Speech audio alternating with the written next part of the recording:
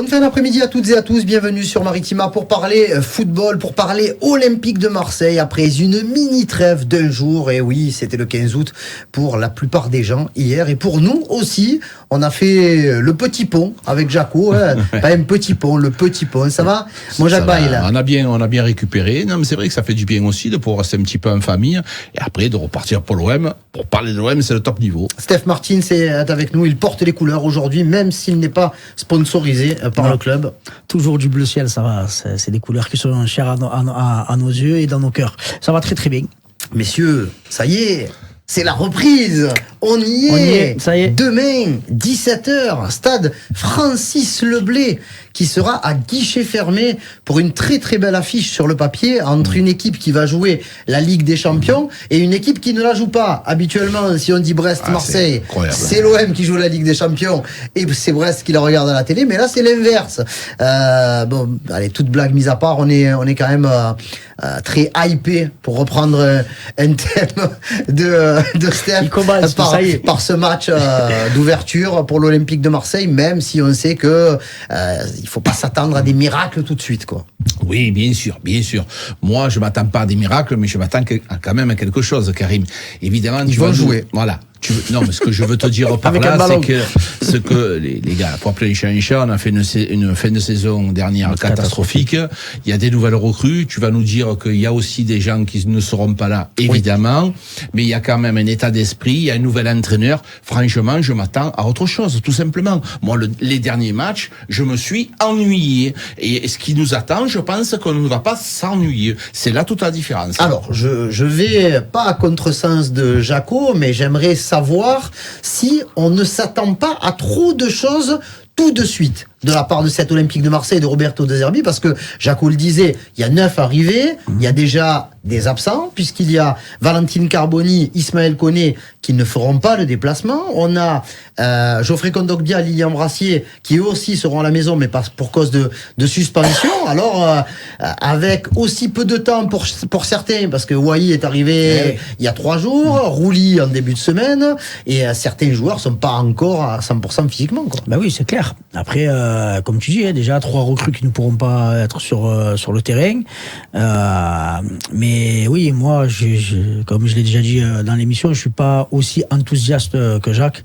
Oui, sur le papier, ça fait plaisir, c'est beau. Pas enthousiaste, pas aussi optimiste d'entrée. Parce que enthousiaste, oui, tu l'es.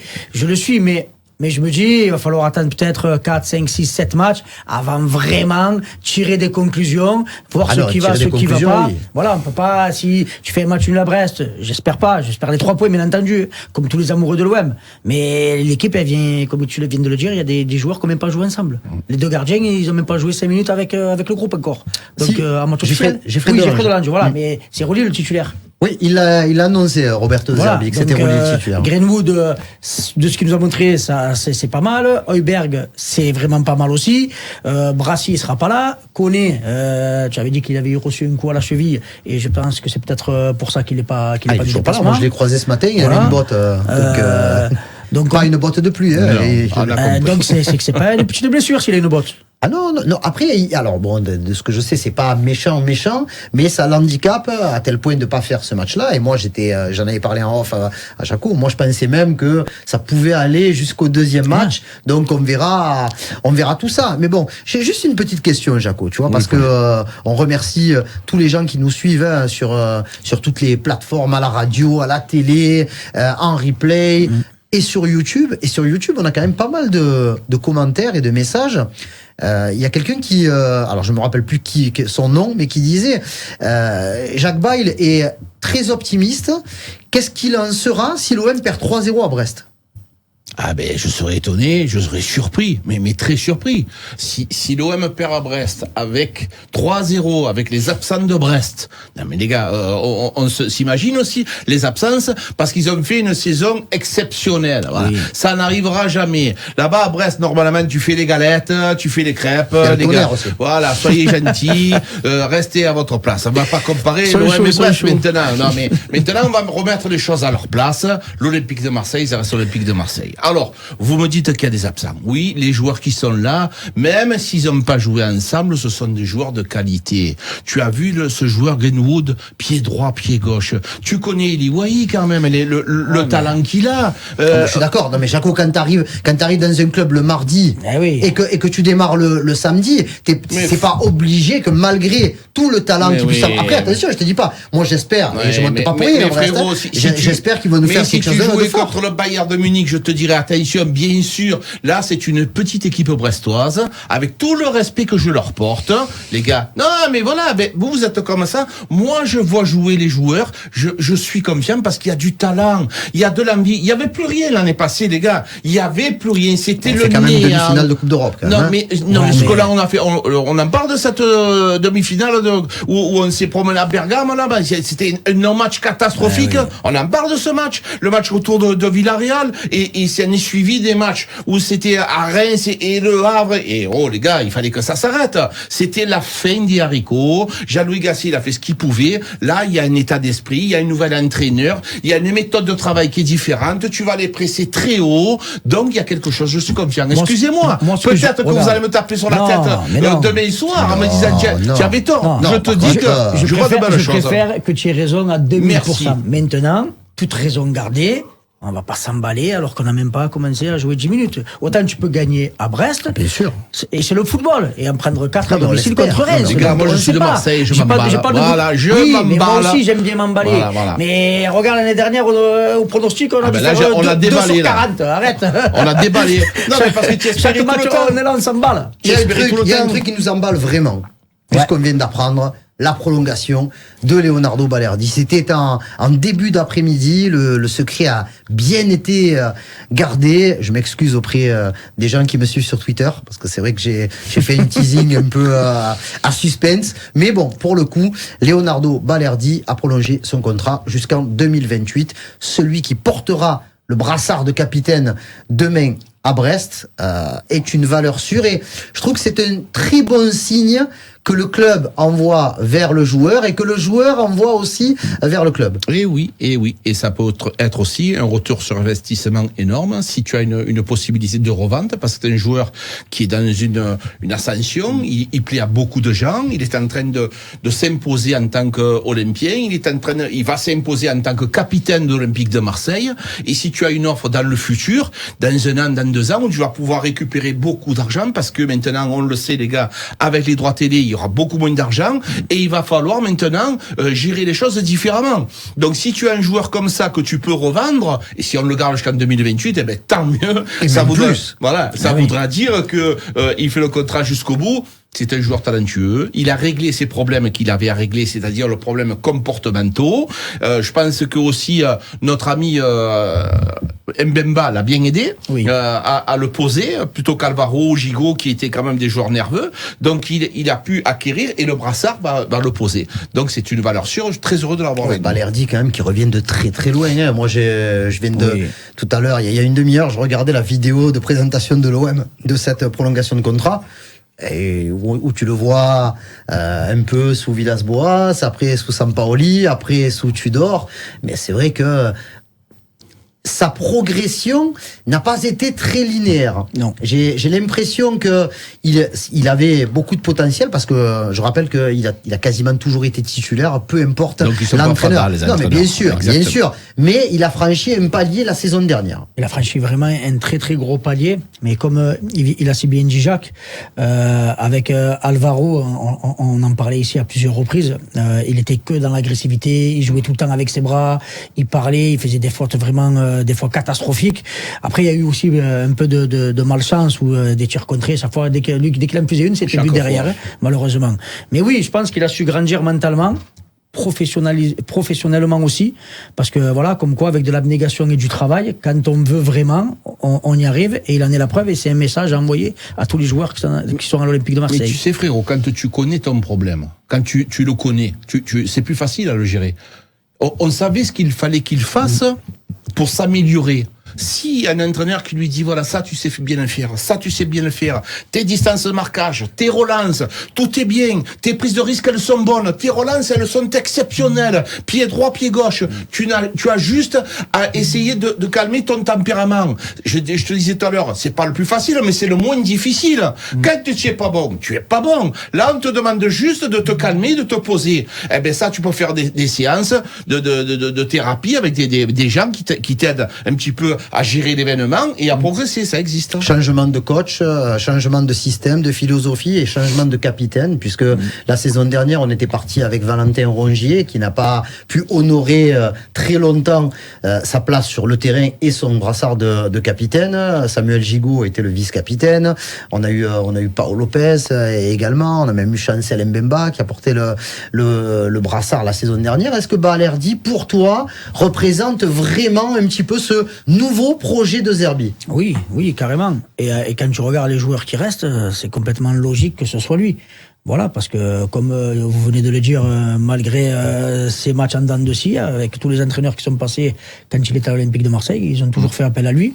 Donc c'est le simple retour des choses.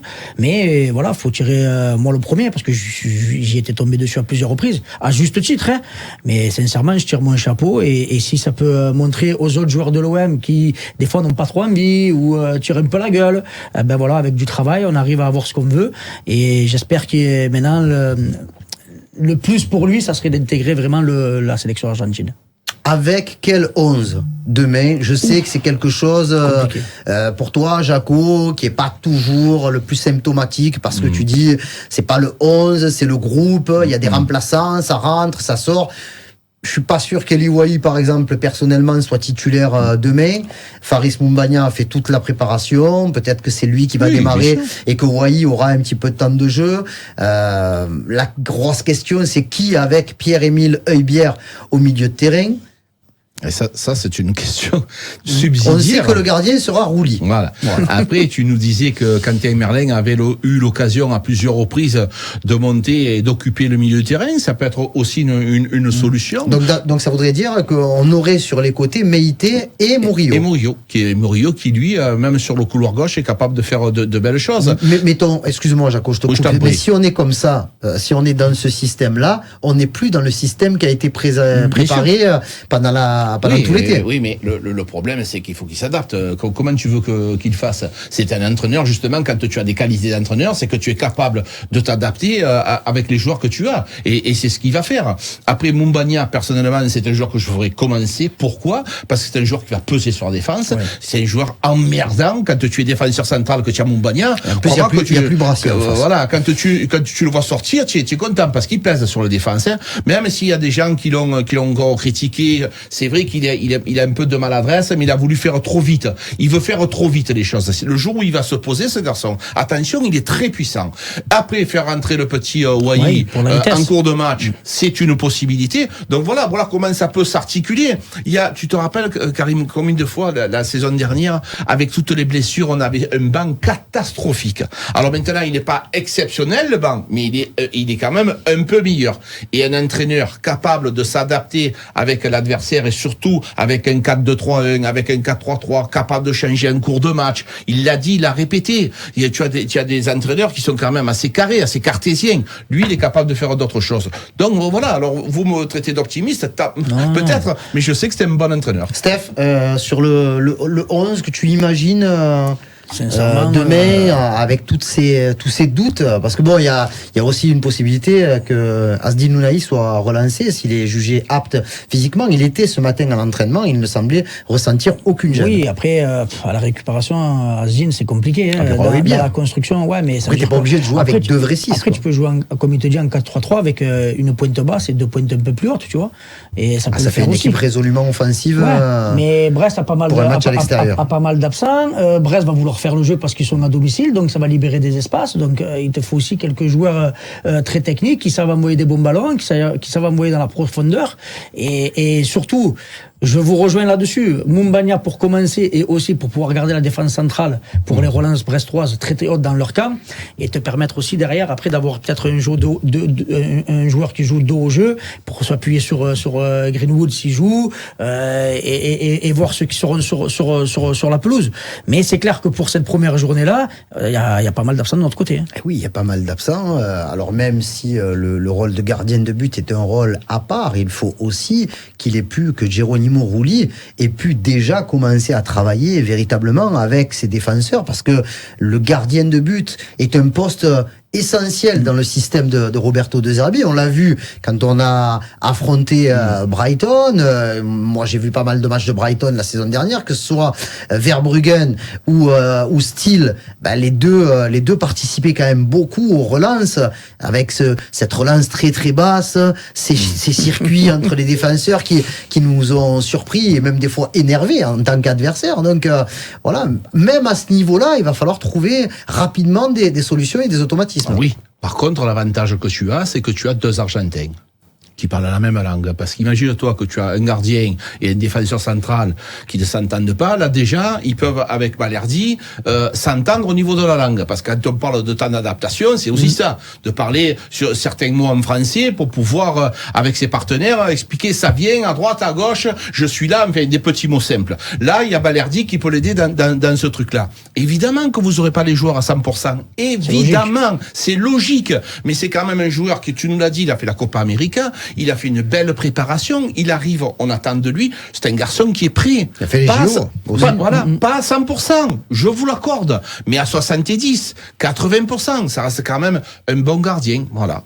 On est vraiment dans les starting blocks. Ce soir, il y a le premier match de Ligue 1 qui débute avec Le Havre PSG. Donc ça y est, on est vraiment dans la compétition.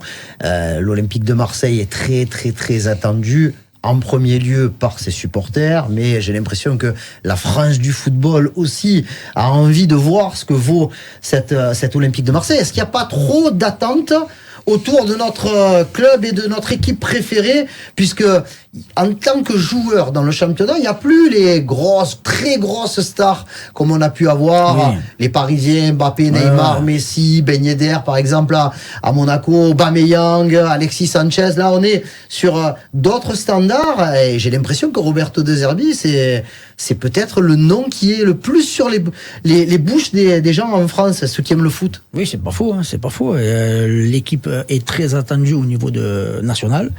Alors local, même pas j'en parle. Voilà, moi je te dis, au vu de la saison passée, comme vient de dire Jacques, et ce qu'on a vécu, qui était tout simplement catastrophique et pas digne de joueurs de l'Olympique de Marseille, on a recruté des joueurs de caractère, des joueurs techniques, avec un entraîneur qui aime avoir le ballon.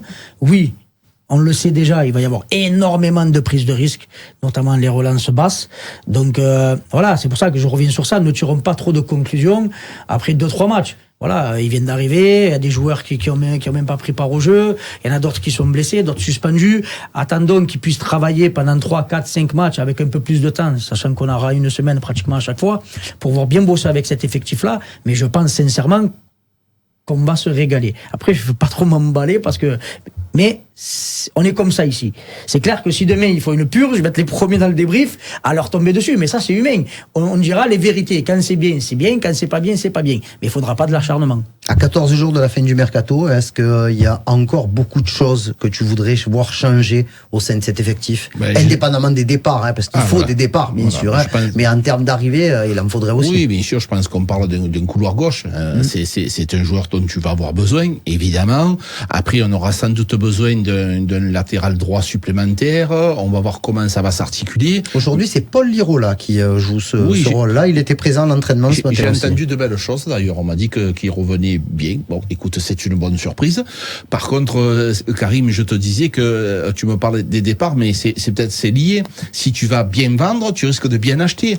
Ouais. C'est la base. C'est-à-dire que les joueurs qui sont là dans les lofters, si tu arrives t'en débarrasser, j'aime pas ce mot, mais à les faire partir, que tout le monde puisse trouver son équilibre, eh ben ça ferait du bien à tout le monde, et à ce moment-là, tu peux mieux acheter. Donc c'est un peu lié. Et j'espère que ça se fera pour le bien de tout le monde, parce que je me mets à la place de ces joueurs-là, on va pas leur taper dessus, surtout le Chancel Mbemba, les Néretou et compagnie. Même Aminarit, je sais qu'il est plus le bienvenu. Donc ces joueurs qui partent proprement. Aminarit, moi j'entends des trucs, je suis pas complètement d'accord. J'ai lu certains. C'était loin d'être dégueulasse. J'ai lu des trucs comme on disait que maintenant, il serait plus le bienvenu. Alors si nous on sait tous que c'est un bon joueur, les gars. Oui. Juste à nous on peut pas voilà. Oui. J'ai plus de doutes sur Unai. C'est un bon joueur mais qui n'arrive pas à s'adapter. Si tu me fais choisir entre l'un et l'autre, je garde sans problème. Sur ce mercato, donc on a eu un départ parce que bon, il faut quand même reconnaître qu'il a quand même passé, même si il n'a pas toujours été très régulier. Ça a été le portier de l'Olympique de Marseille titulaire sur les 3 dernières saisons, donc prêté avec option d'achat à Girone, où il va sans doute disputer la Ligue des Champions, avec un très très beau message sur les réseaux de la part de Pau Lopez. Pau Lopez qui laissera la trace d'un gardien qui était moyen plus. Voilà. Moi je dis assez bon, mais pas assez peut-être pour l'Olympique de Marseille. Mais quel homme. Oui, sur l'homme, il y a rien à dire. Même quand il jouait pas, il prenait la parole devant la presse. Il a toujours dit tout ce que tout le monde pensait tout bas. Il a toujours assumé. Après, il a eu des moments très compliqués. Oui, on le savait tous ici que c'était pas dans le top 10 des meilleurs gardiens européens. Il était même pas pour moi dans les top 5 des meilleurs gardiens en France. Mais au niveau de l'homme, il y a rien à dire. Et j'espère vraiment qu'il va pouvoir franchir un palier, se régaler à Gijón et qu'il aura une place de titulaire et qu'il puisse jouer, prendre du plaisir, parce que quand on fait du football, comme il aime bien dire Jacques, c'est jouer au football. Donc c'est ça le plus important. Mais je pense qu'à l'OM, la marche était trop haute. Allez, bonne continuation à toi, Pau. On termine avec les pronos pour ce premier match entre Brest et l'Olympique de Marseille. Ça veut dire V, ça veut dire victoire, ça. Victoire 2-0. Victoire 2-0 pour Jacques Bail à ma droite. Steph Martins. Avec un peu de lucidité. J'ai dit 1-1. Match nul, 1 partout entre les deux équipes.